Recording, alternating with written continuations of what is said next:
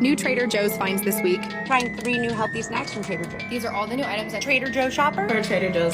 Mini Trader Joe's bag hype.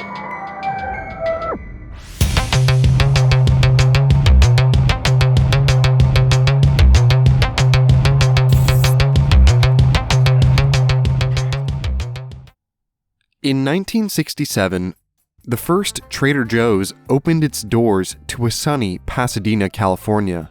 Though simply a businessman, Joe Coulombe, the creator of Trader Joe's, unveiled what would become one of the hottest grocery magnates on the West Coast.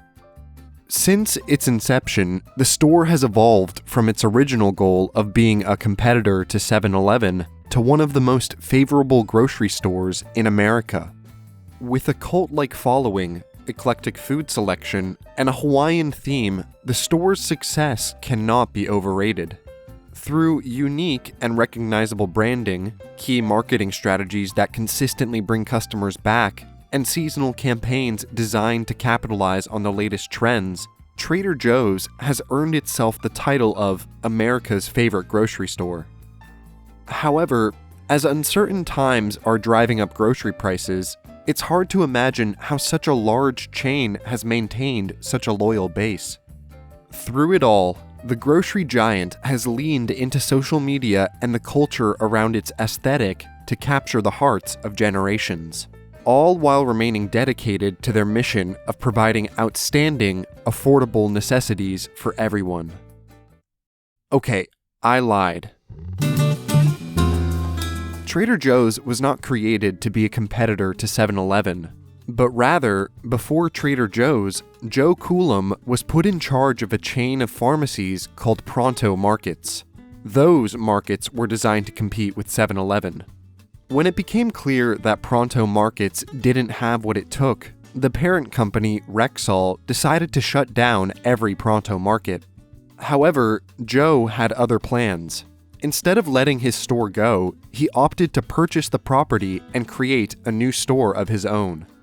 After serving a year in the U.S. Air Force, Joe graduated from Stanford with a bachelor's in economics and eventually earned a master's of business administration. As he opened the doors to his new form of grocery shopping, his education and experiences were the fuel to envision what the future of his clientele would be. A combination of increased American investment in higher education with the unveiling of the Boeing 747 gave Joe an idea. This idea would continue to fuel one of the key pillars of Trader Joe's, half a century later. Joe Coulombe needed to set his store apart from the established chains. Back when he was still working under the name Pronto Markets, Coulombe had a farmer appear at his office. He had a problem. Too many extra-large AA eggs. The farmer was struggling to sell the small quantity of eggs to any bigger clients. As a compromise, Coulombe quickly jumped at the opportunity to buy the eggs at a discounted price, despite them being 12% larger. Once acquired, Coulombe immediately ran ads touting the discounted eggs, which he sold for the same price as regular eggs. Even though he would eventually run out of extra-large AA eggs, this model would prove to be the differentiator that Coulombe used to grow his business empire. He planned to sell food in a discontinuous manner because it was cheaper to buy and could attract his target audience, educated people who travel. Or, as it says on their website, at Trader Joe's, you won't find a lot of branded items. Instead, you'll discover a store full of unique and interesting products. In the Trader Joe's label.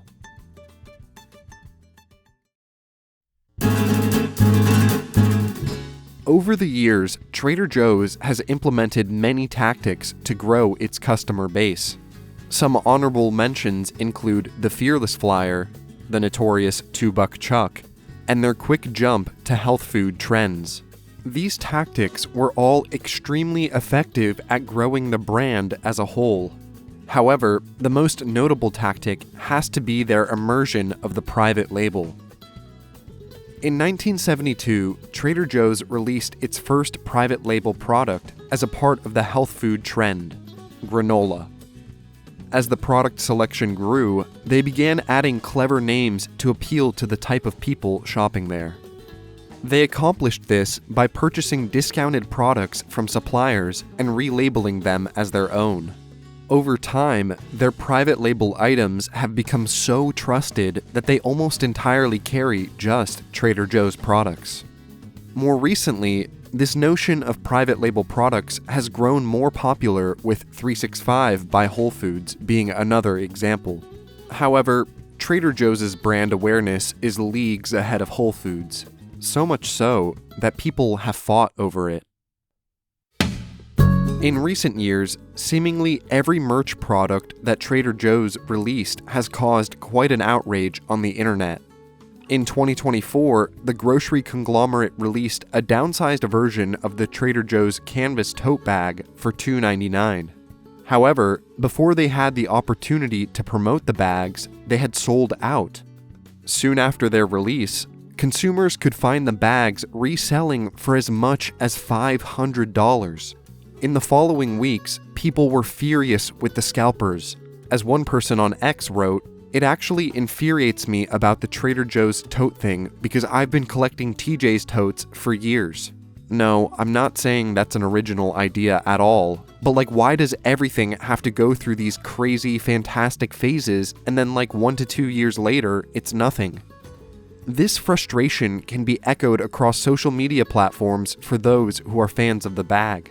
However, this example begs the question, why is there such a demand for these shrunken totes? As Forbes put it, the item in question exhibits 3 main qualities that make the perfect piece to resell: exclusivity, brand alignment, and virality. In other words, none of this would have happened if it weren't for Trader Joe's stellar branding, the exclusivity model they've donned for decades, and lastly, social media virality. Their current success as a company can only be attributed to the decades of brand growth and their business model of discounted suppliers who only offer limited supplies. Despite this designer-level brand, Trader Joe's has stayed true to their affordability, making them an even more desirable place to shop. It's no secret the impact that Trader Joe's has had on consumers from every walk of life. Despite the store's launch being a serendipitous business decision by Joe Coulomb, it has quickly become one of the favorites among big national chains. With unique and recognizable branding, key marketing strategies that consistently bring customers back, and seasonal merchandise, the company's continuous success is one for the ages. As social media continues to be the driving force in trendsetting, Trader Joe's actively works to make itself the most desirable grocer in the nation. The story of Joe Coulomb and his business empire is inspiring, from its scrappy beginnings to what it has now become. I'm sure the last thing he would have expected when he opened his doors in 1967 was for fights to break out over a canvas bag.